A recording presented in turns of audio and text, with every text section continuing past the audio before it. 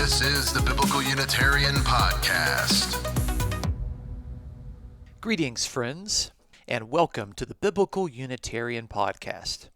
This is episode 114, entitled Son of Man, Christology in the Gospel of John, part 7 of 7. The Biblical Unitarian Podcast is the podcast that aims to start conversations about the oneness and unity of God and about the humanity of Jesus. Thank you so much for joining us at the Biblical Unitarian Podcast. My name is Dustin Smith. As always, I will be your host. Hope that everybody is staying safe and healthy and positive during these trying times. And if you are looking for podcast material to consume during your self-quarantine time, be sure to check out our back episodes of the Biblical Unitarian Podcast. And if there are any that you feel are worth sharing with your friends, please feel comfortable doing so. We are at the conclusion of our long study of what the Christological title Son of Man means in regard to Jesus within the four New Testament Gospels. This episode will wrap up the final references in the Gospel of John. And I must say that this ongoing study has been deeply beneficial for me as a student of Scripture. I have learned to appreciate the nuance that the fourth Gospel gives in its portrayals of Jesus as the Son of Man, a Christology that is largely ignored in popular reconstructions of who Jesus is according to the Gospel of John.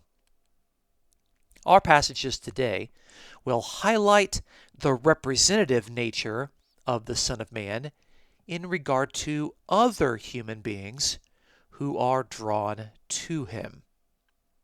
How does this contribute to the fourth Gospel's depiction of Jesus? We will also explore the nature of the hour of the Son of Man, which has been mentioned repeatedly in the narrative, but will be given the spotlight in one of this week's passages. How does the arrival of the Son of Man's hour contribute to his Christological understanding? Moreover, we will examine various ways in which the Son of Man is framed in regard to his death. How does the death of the Son of Man play into the fourth Gospel's Christology? Let's find out on this week's episode of the Biblical Unitarian Podcast. Our first point today is the Son of Man who is humanity's representative. I'll read a passage out of John chapter 12, starting in verse 19. So the Pharisees said to one another, "You see that you are not doing any good. Look, the world has gone after him." Now, there were some Greeks among those who were going up to worship at the feast. These then came to Philip, who was from Bethsaida of Galilee, and began to ask him, saying, "Sir, we wish to see Jesus." Philip came and told Andrew. Andrew and Philip came and told Jesus. And Jesus answered them, saying, "The hour has come for the Son of Man to be glorified. Truly, truly, I say to you, unless a grain of wheat falls into the earth and dies, it remains alone. But if it dies, it bears much fruit. He who loves his life loses it, and he who hates his life in this world will keep it to life eternal. If anyone serves me, he must follow me. And where I am, there my servant will be also. If anyone serves me, the Father will honor him." That's John chapter 12, verses 19 through 26. It is interesting that the Pharisees in this narrative admit a key trait about the Son of Man, especially since they are not convinced that Jesus is the Son of Man who acts as the authorized human agent of God. The Pharisees acknowledge that the world has gone after him, something we would expect from the description of the Son of Man in Daniel chapter 7, where the human agent acts as the representative of human beings, particularly those human beings who suffer. The narrative of the fourth gospel continues by noting how the Greeks desire to see Jesus. These Greeks were Gentile God-fearers who were in Jerusalem to celebrate the feast. As Greek speakers, they naturally try to get in touch with Jesus by speaking with those disciples who had Greek names. Philip, who then goes on to tell Andrew. The fact that Greeks are now desiring to see Jesus, the Son of Man, who acts as the authorized revealer of the one true God, moves Jesus to announce that his hour has now arrived. 2 points are worth exploring at this particular time, especially since the hour belongs to the Son of Man. First, we need to look at the significance of the hour within the narrative of the fourth gospel. Then, we need to look closely at the wording of this announcement. The hour of the Son of Man has been an ongoing, suspenseful plot point in the narrative of the fourth gospel for some significant time. When Jesus is approached by Mary, when the wine was out at the wedding in Cana, Jesus responds, "My hour has not yet come." Chapter 2, verse 4. At the Feast of Booths, Jesus is encouraged by his brothers to show himself to the world. In response to this, Jesus states, "My time is not yet here." Chapter 7, verse 6. Jesus then says that he does not go up to the feast because, quote, "My time has not yet fully come." Chapter 7, verse 8. Later, after rebuking his audience that they do not really know the true God who has authoritatively sent Jesus, the narrator writes, "They were seeking to seize him, and no man laid his hand on him because his hour had not yet come." Chapter 7, verse 30. When Jesus again speaks of the Heavenly Father, who endorses Jesus as the commissioned Son of Man, the narrator again notes, quote, "No one seized him because his hour had not yet come." End quote. Chapter 8, verse 20. What, then, can we conclude about the hour of the Son of Man? It is the decisive time when Jesus, the human being who reveals the Father perfectly, is glorified in his rejection, suffering, betrayal, death, and exaltation. It is actually quite a lot packed into the hour of the Son of Man, an hour in which he is to be glorified. Back in John chapter 12, in our current passage, Jesus announced that the hour of the Son of Man has come in order to be glorified, using the perfect tense in Greek. For those unfamiliar with the significance of the Greek perfect tense, it refers to an action that has occurred, but the effects of that action are still felt in the present. So, in regard to the announcement that the hour of the Son of Man has arrived, it indicates that this important time, where the glorification is to occur, is finally here and that its effects will continue. It is actually pretty important stuff. Readers of this passage should recall that the one like a son of man in Daniel chapter 7 is the human being who receives from the Ancient of Days glory, that all the people and nations might serve him. Daniel chapter 7, verse 14. What we see in our present passage is that the Greeks, who are drawn to see and experience the Son of Man, leads to the announcement that the time of the glorification has arrived. The connection with Daniel chapter 7 is very interesting to consider.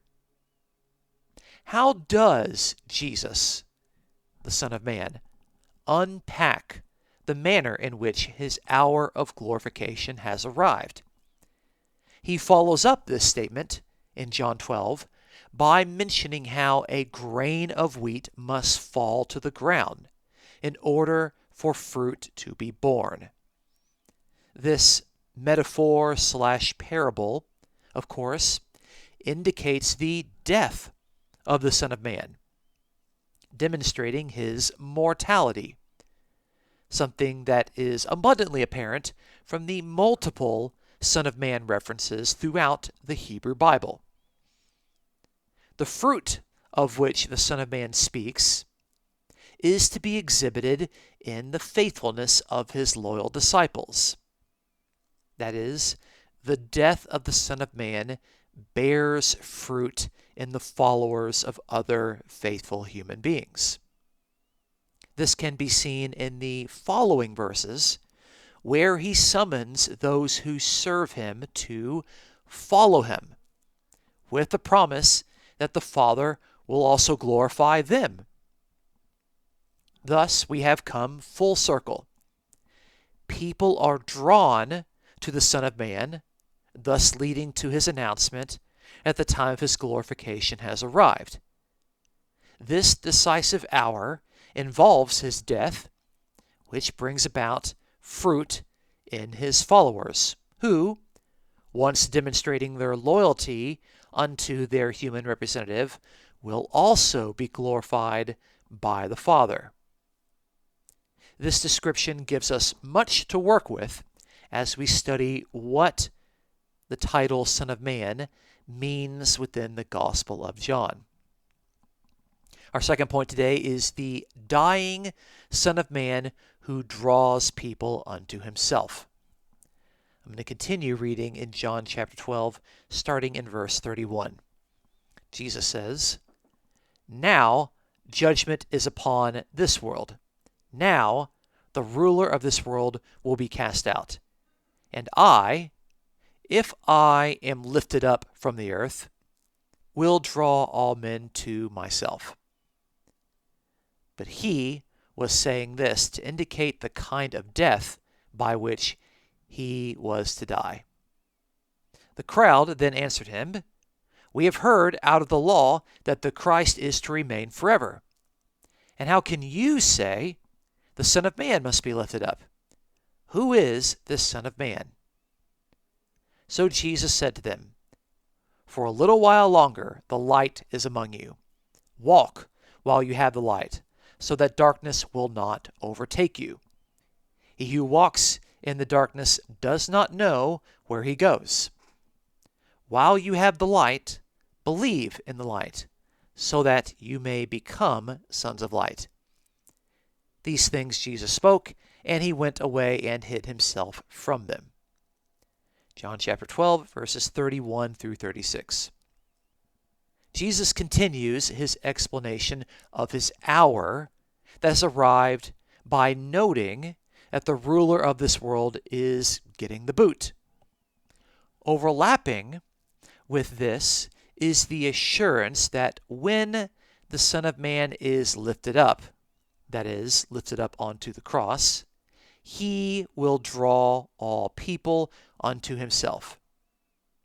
In other words, the death that exalts the human Son of Man is what will bring people to Jesus.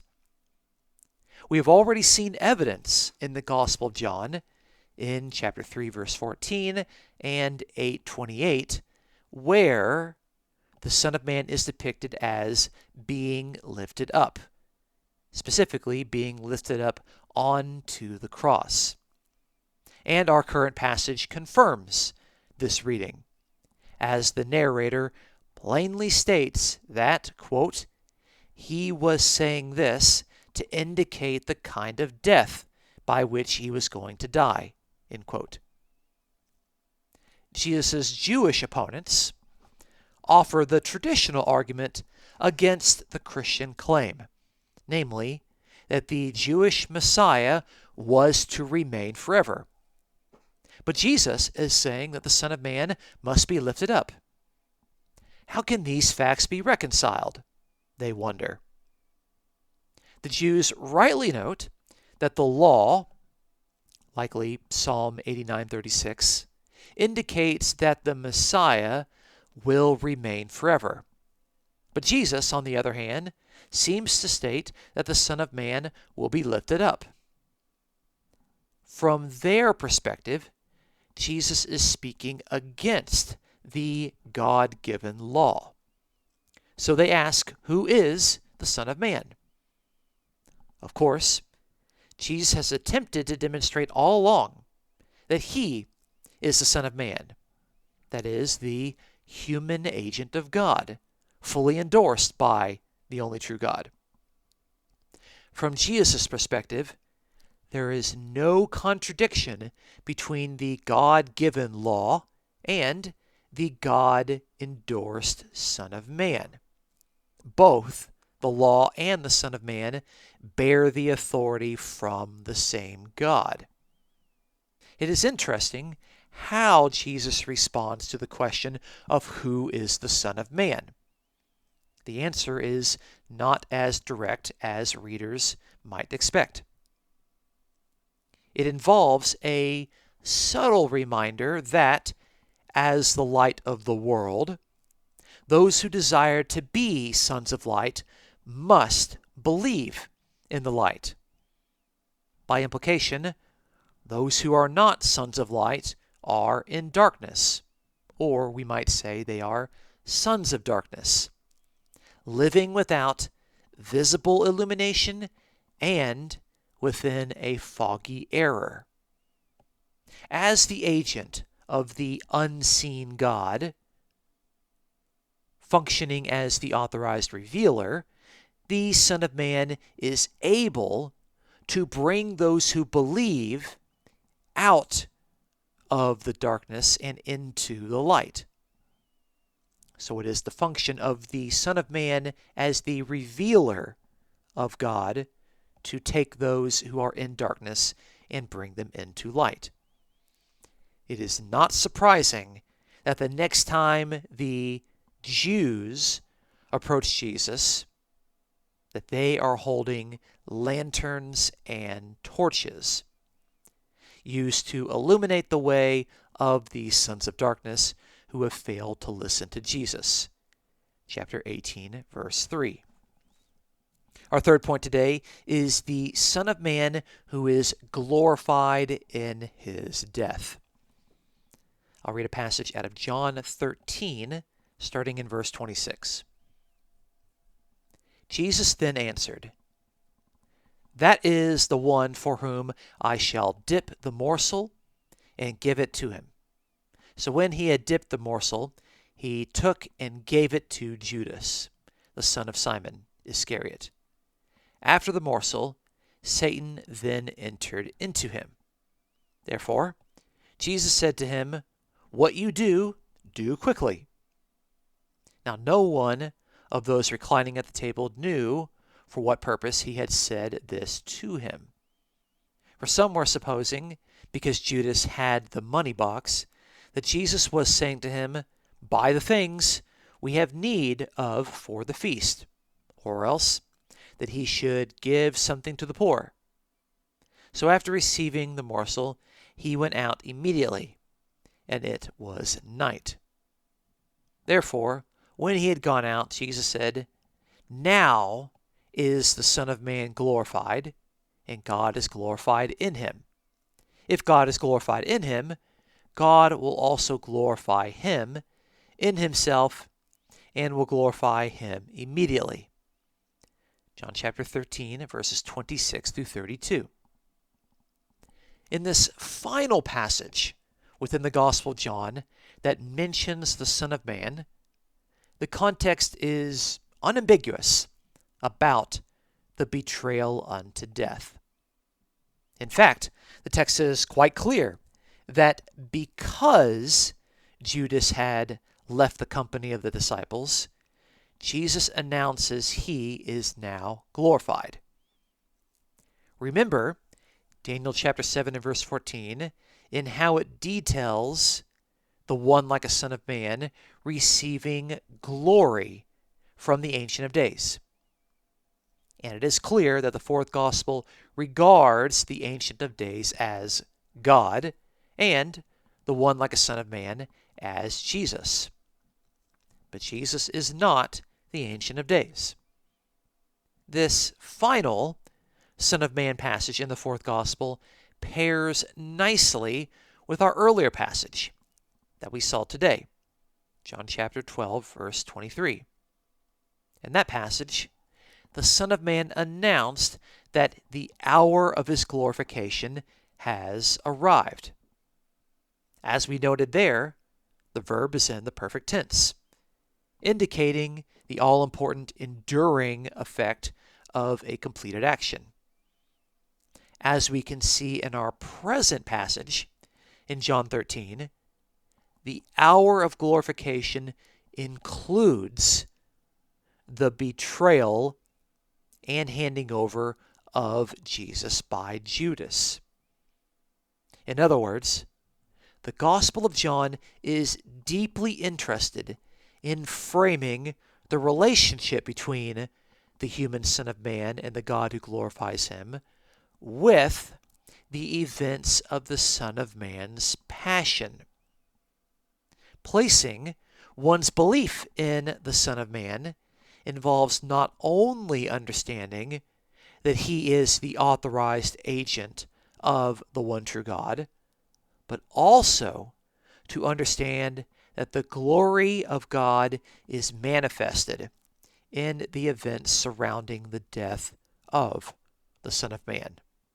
The reader should take special note of the emphasis given in this passage to the role given to the Son of Man, a human being who is the recipient of God's glory, especially in light of the act of dying. One should not lose sight of the fact that God is working powerfully in this human being, in the Son of Man. And the fourth gospel's Christology and understanding of God is oriented in a way that highlights one God and a human being. An understanding that is far more simplistic than the competing Christologies of the 4th and 5th centuries. So, in conclusion, we have observed that the Gospel of John places heightened stress on Jesus being the human Son of Man. The relationship between this human agent and the one God who commissioned him is crucial for understanding how the fourth gospel functions. We first noted that the Son of Man continues to draw upon the description in Daniel chapter 7, particularly in its depiction of a human being who functions as a representative of other human beings.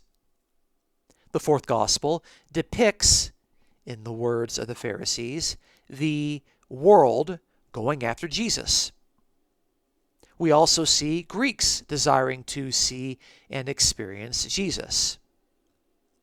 The Gospel of John declares that when the Son of Man is lifted up on the cross, he will draw people unto himself. So as the human Son of Man, Jesus acts as the locus for humanity in their need for redemption. In fact, his death will summon men to both serve and follow him. But Jesus functions in this manner precisely as a human being, as the Son of Man. Second, the emphasis on the death of the Son of Man in his being lifted up on the cross and falling to the ground like a grain of wheat insists on a Christology where Jesus is mortal. This is exactly what we would expect from the multiple Son of Man references throughout the Hebrew Bible. But it does not fit well with certain Christologies where the core of Jesus is actually a divine being.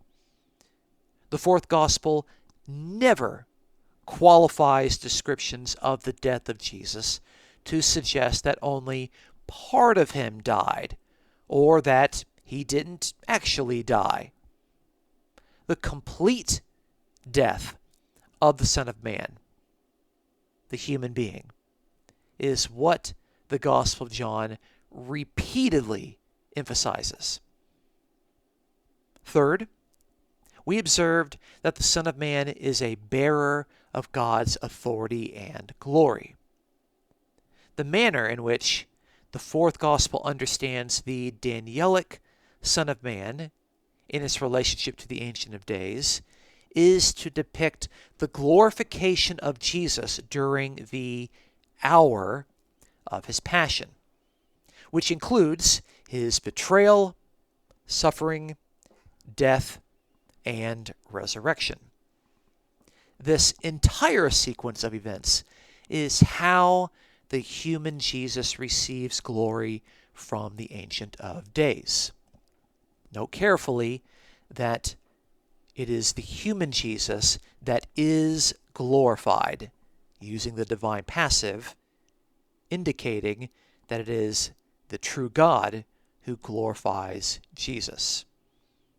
By portraying Jesus as the human Son of Man who represents humanity, who suffers the death shared by all mortals, and who is the bearer of God's shared glory, the fourth gospel exhibits what is best described as high human Christology.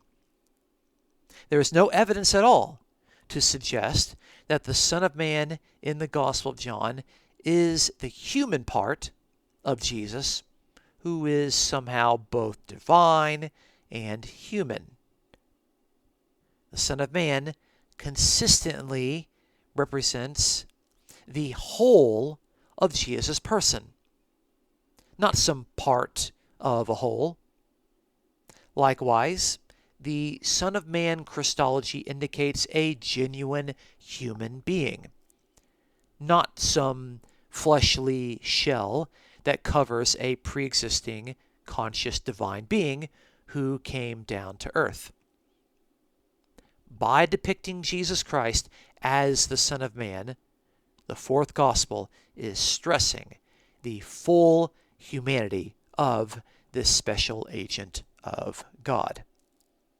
Join us next week as we turn to a new subject, exploring the origins of the Logos from John chapter 1 within the Old Testament in order to establish the likely pool of text from which the fourth gospel drew. Please consider supporting the Biblical Unitarian podcast as it aims to promote these sound truths about the oneness and unity of God and the humanity of Jesus. Thank you so much for joining us at the Biblical Unitarian podcast. My name is Dustin Smith, and until next time, you folks take care.